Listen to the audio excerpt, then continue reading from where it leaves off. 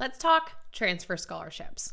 If your student is considering switching schools, maybe the initial one wasn't the right fit, or maybe they realized, I don't want to rack up all this debt. I want to find something more affordable and transfer. That could be a realistic reason to switch schools.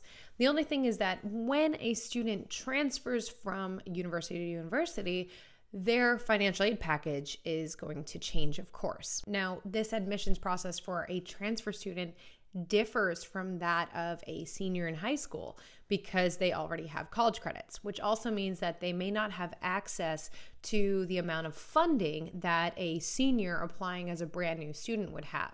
However, that said, there are some schools that have great scholarships for transfer students. So in today's video, I want to talk about transfer scholarships, and I'm going to give you 3 universities with some of the top dollars for transfer students looking for money to pay for college. Now, make sure you hit subscribe because every week I release a new video to help you work towards a debt-free degree with your student. Hey there, my name is Jocelyn Pearson, founder of the Scholarship System, where we redefine paying for college to help families build strong financial futures rather than ones where they're paying student loans for decades to come.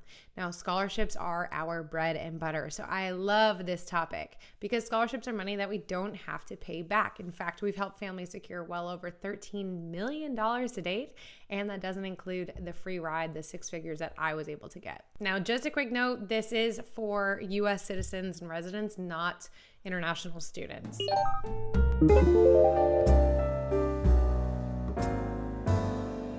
Now, before we begin, I want to define a transfer student. It's not overly complicated, but some people might think that if their student is receiving some credits, then they might be considered transfer. So let me clarify. In the simplest sense, a transfer student is any student that has collegiate experience prior to the year that they're applying for now. This can include community colleges or 2-year colleges where a student got an associate's degree. So for example, we might talk about bridge programs where a student starts at a community college and then transfers to a Big 4 university. That would be a transfer. Now, 2 situations where a student is not considered a transfer student.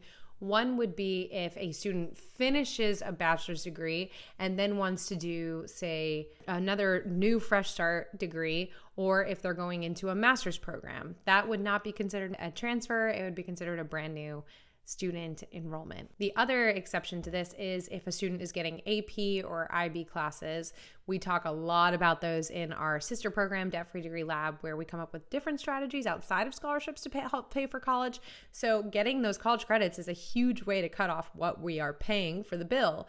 And so some parents worry, well, if my student comes in with all these credits, are they considered a transfer student and therefore not considered for their original merit aid that they can be considered for? And that the answer is no. Now, paying for college as a transfer student is not that much different from a regular enrollment or an initial enrollment into a school. The main thing when transferring is to consider, will my money follow me if I have received scholarship dollars?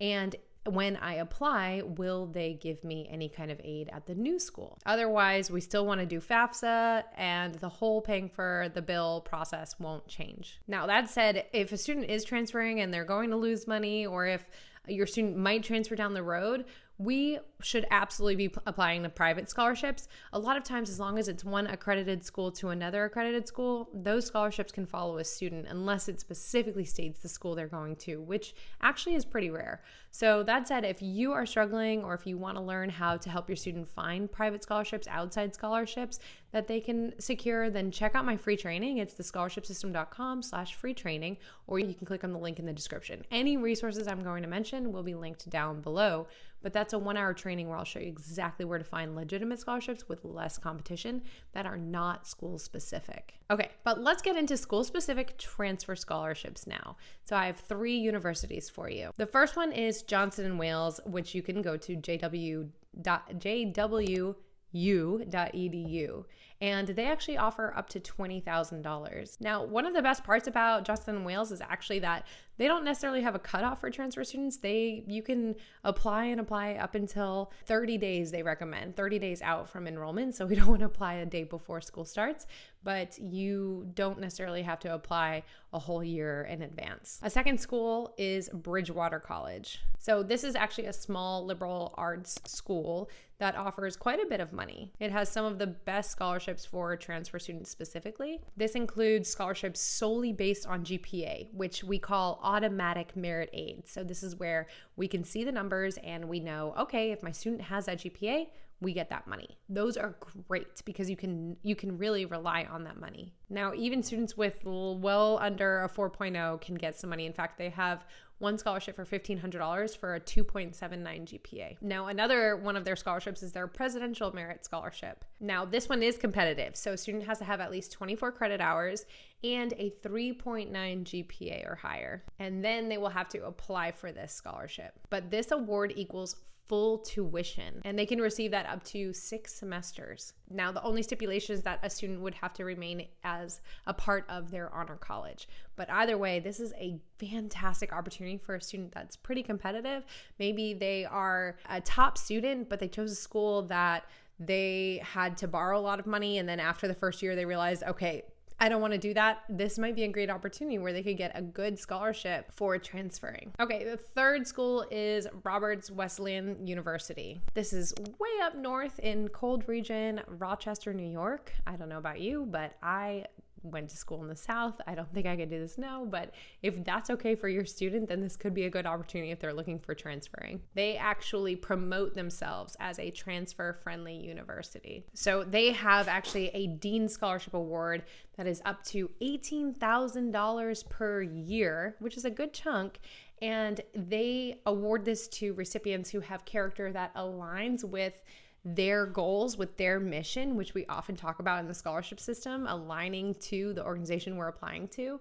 They also do require a cumulative GPA of 3.6 or higher at the school they most recently attended. And this is an annual scholarship, so if your student gets it, as long as they maintain a 2.0 or higher, then they can automatically get this money. So this is a huge win. We're talking $60,000, $80,000 almost by the time they graduate, if they can receive this scholarship. Now, we have a great blog post all about transferring and transfer scholarships on our website. We will link to that in the description below as well for you if you want more detail on how to pay for college as a transfer student, if you have a student that's considering doing that. Now, comment below, is your student considering transferring? If so, what school are they looking at, and have they offered your student money? If so, I'd love to hear it. Maybe there are more schools out there that are becoming more supportive of transfer students. I think that one of the things that's coming is schools will be rewarding transfer students because we're actually at our highest enrollment. The most students that can enroll, we've hit that peak. And so now universities, in theory, are going to start kind of fighting for students a little bit more. So maybe we'll see more transfer money open up. Okay, and then just one last note, when it comes to transferring, if we lose a lot of credit hours, we may have to repeat a semester or a school year. And in that case, then it might end up way more expensive than staying where we're at. This is why I, of course, always prefer students and families to choose the right school from the beginning, because we don't waste credit hours. And if we follow our debt-free degree system, and the scholarship system, then we would find a financial fit from the beginning. But that said, if we are considering transferring, we want to make sure that they let us know before we do it what credit hours will transfer, how many will we lose, how far will that set us back. We want all the details before we commit to a school so that we really understand, is this actually a good deal, or are we going to have to pay again for the same classes we already paid for? You would be surprised. I saw a student that actually went within a university system from one of their satellite campuses to the main campus, and she lost an entire year of credit hours. So we want to avoid that. All right, now don't forget to hit subscribe again, because we have a new strategy for you and your student working on a debt-free degree, and I will see you in the next video.